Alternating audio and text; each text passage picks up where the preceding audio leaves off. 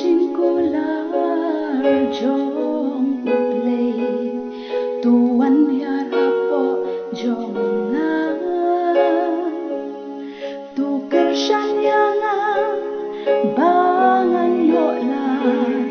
na perthai bata jingma kum us engete ya mengasliang ya kabor kabagla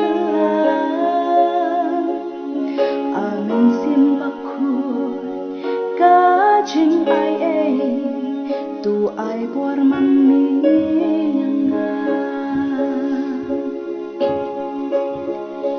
men simbakul tu hian hapo jonga nilang chinglen ya kamin sim jonga ya lam mami lenti klaken ja en klem mami banyan marway ngawla kijing penshoy kiken sodong yana men simbaku shong hadolo jonga jing pembat puslai ki jano ladame alam yana habana kenja slow long my way me pindap jing kmen jonga me long ka jing sha ha mi badung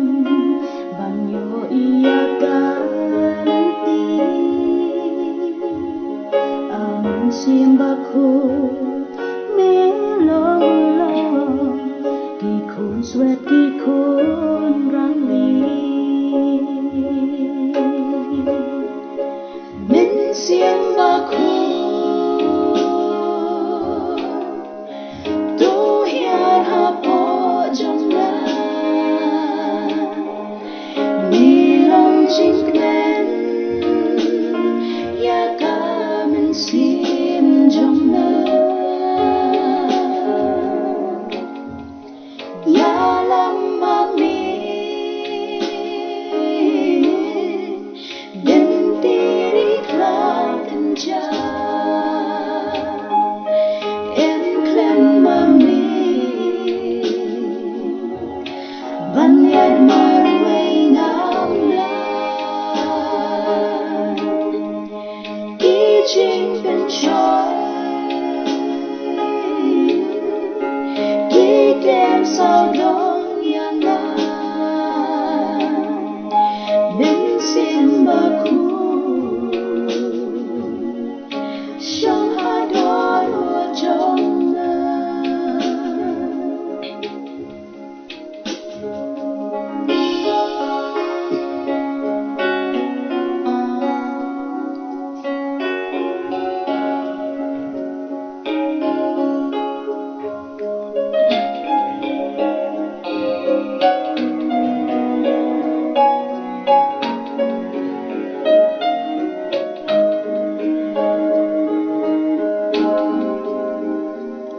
nung sishar kari ki shakti namargim ito yami sao đông ka perthei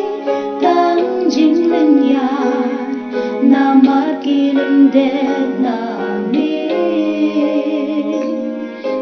kya ya kari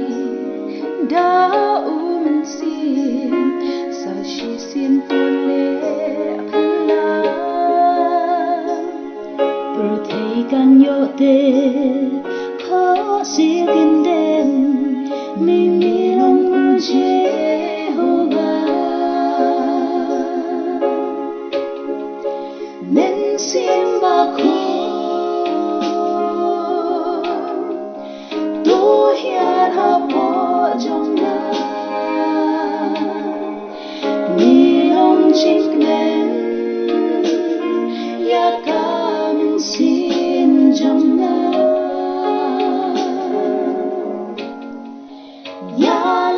mang đi linh tiri cloud kinh cha em clem mang đi ban lại mà quay ngang la